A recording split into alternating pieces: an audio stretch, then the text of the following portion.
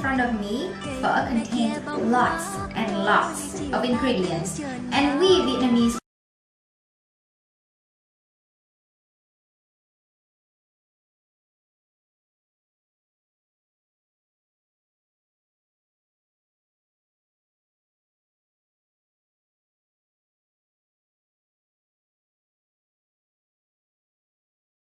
beef tail. Together with the stock, I will use 1 onion, and here are the Vietnamese spices. Of course, you will need garlic and ginger that I'm already sliced them up, whole black pepper, cinnamon stick, 1 is enough, cardamom, this is how they look up close.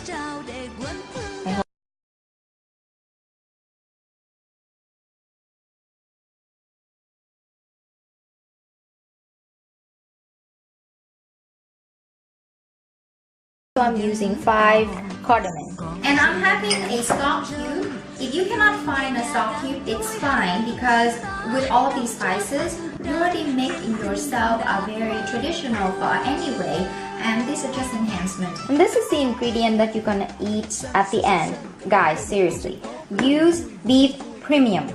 So sirloin steak. And then for the main noodles, I'm holding dry noodles. If the area that you live in, you can obtain the fresh noodle, by all means be my guest and you're welcome to use all of this. But I don't have the fresh noodles, so I'm just gonna use the dry noodles. And then the materials that you are cooking with.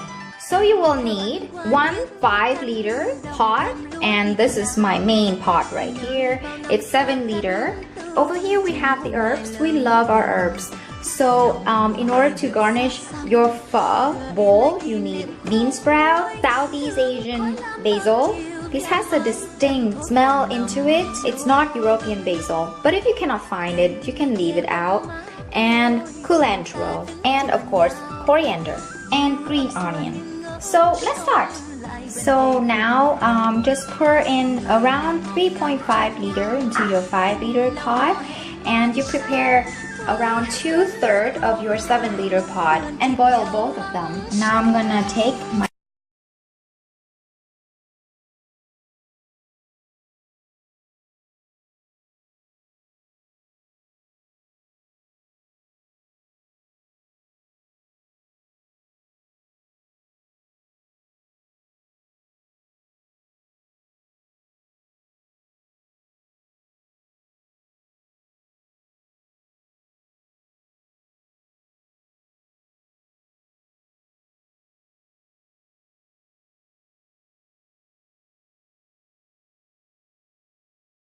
with a sieve, you will take each of them out. First, the beef tail.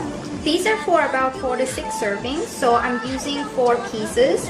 All you need to do now is just wash these with boiling water.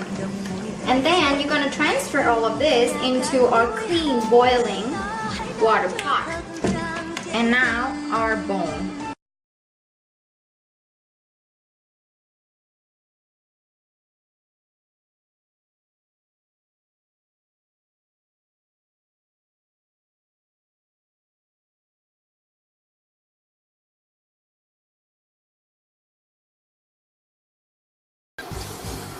Well, I would say it takes about 3 hours to just make the aroma and the beef kind of tender.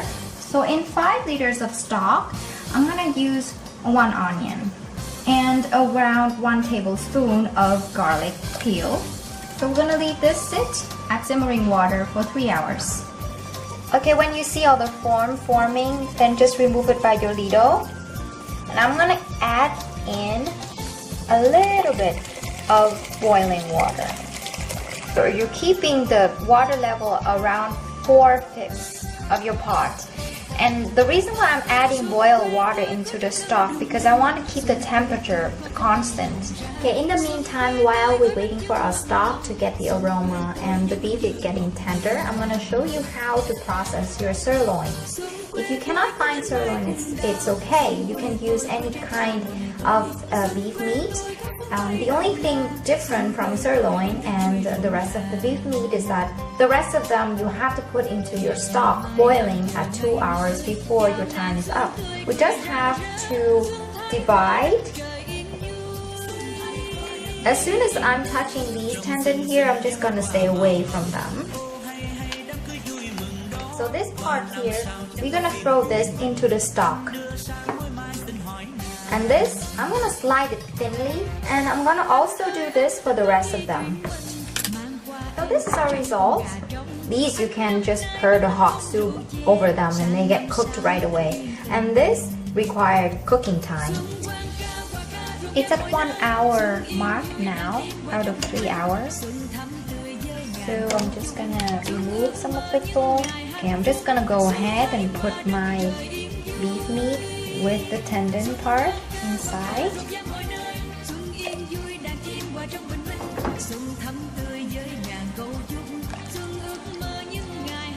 Okay, now we're at the mark of 2 hours into our braising process. For our spices, we just do the same thing like the Indian does. Just gonna leave this on your stove at the highest heat and keep stirring them until you hear like a little popping and you can smell it. Okay, so I'm using an electric stove, so it takes me around 2 minutes. Pay attention if you're using like the gas stove because the heat is hotter. And I'm already hearing the popping. There you go. That's what you're looking for. And I can smell the aroma all over my kitchen. So after transferring all the spices into our stock, the stove is still hot right now. So I'm gonna put my ginger slice.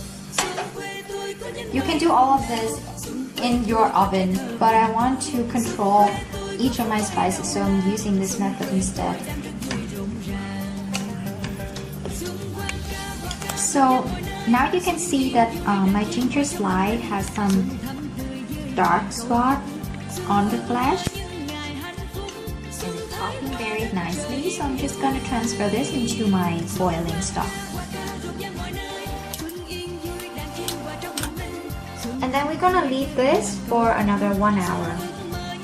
Okay, now I'm going to show you how to do an instant garlic pickle. First of all, 1 tablespoon of sugar, 1 teaspoon of sugar, 2 teaspoons of boiled water. I'm gonna use vinegar, any kind of vinegar, rice vinegar, I'm using rosemary vinegar, or even oregano vinegar, it's fine, or even fruit vinegar.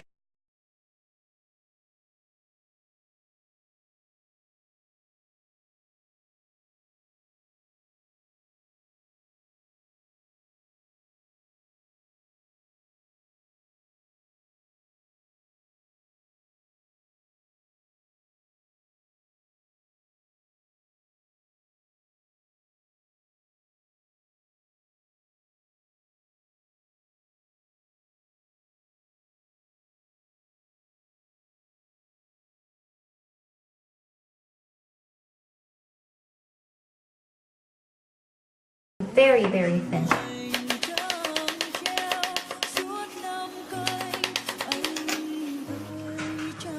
I have my coriander and my green onion.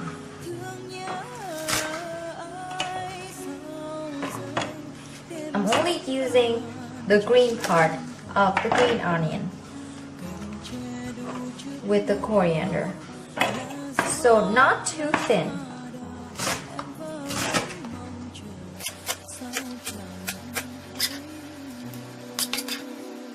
I'm gonna save the white part of the green onion because some people would like to eat this braised.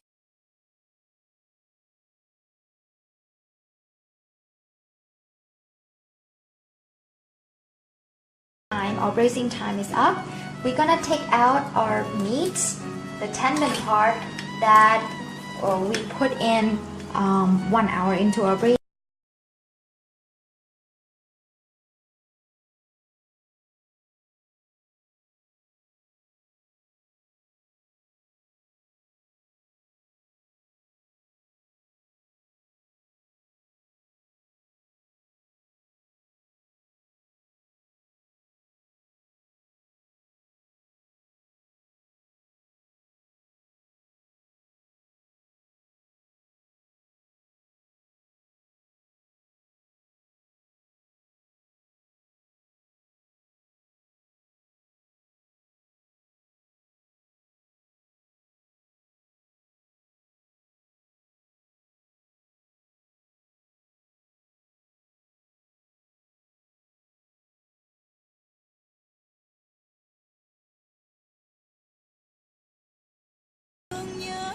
And then you just have to adjust yourself how you like it, sweeter or saltier, or a little bit of spiciness of the pepper. It's up to you.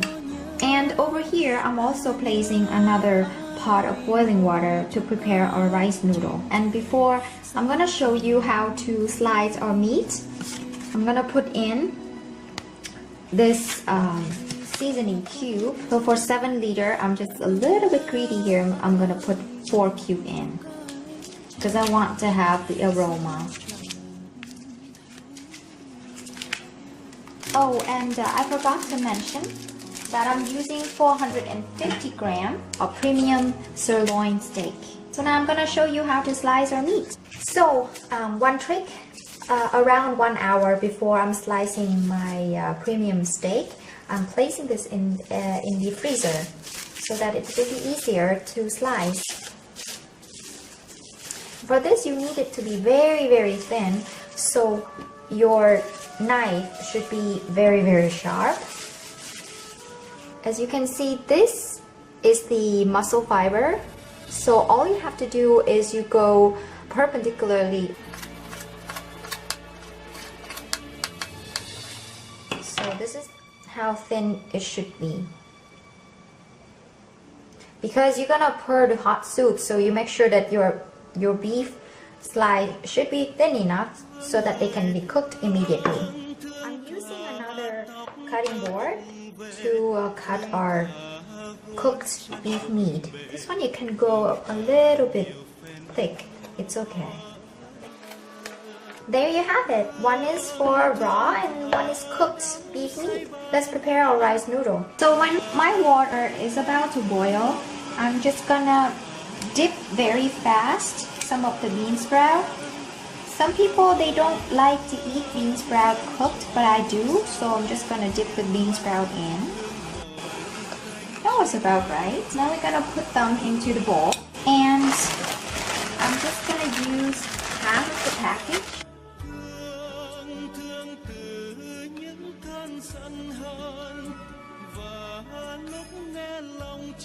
So we're gonna wait until our water gets to the boil again. But pay attention, these are rice noodle. You cook as if you cook pasta, but for rice noodle, it takes lesser time to get softened.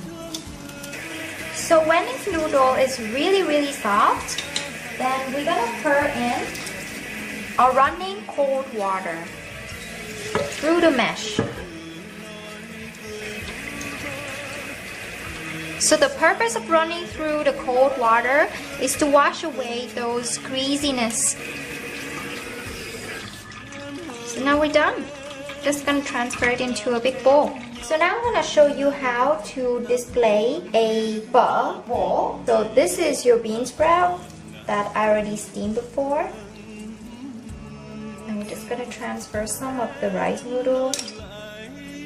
Very soft. And I'm gonna show you the right rice noodle, or I call it pho noodle. This is the thickness of pho noodle. They're different from pad thai noodle. They're all rice noodle, but these are two different things. This one is very small. Pad thai noodle is a little bit bigger.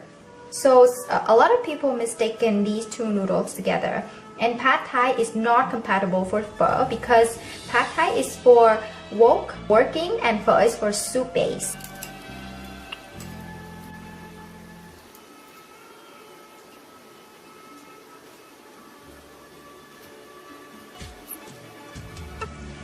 Like I said before, some people like to eat the white part of the green onion, just braised.